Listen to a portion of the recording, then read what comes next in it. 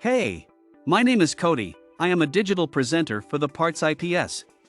Today, I am going to talk about Whirlpool Spring part #WP4452396. Whirlpool Spring part #WP4452396 is a replacement part for Whirlpool washing machines. It is a tension spring that helps to keep the lid of the washing machine closed during operation. The spring is made of metal and measures approximately 2 inches in length and 1/2 inch in diameter.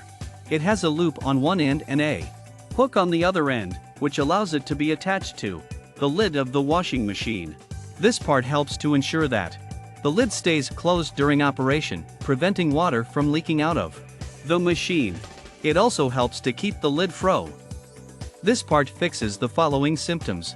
The Whirlpool Spring part #WP4452396 is a replacement part for a dryer. It is used to replace a broken or worn out spring in the dryer door. This part helps to keep the door closed and prevents it from opening unexpectedly. Here is how you install this part.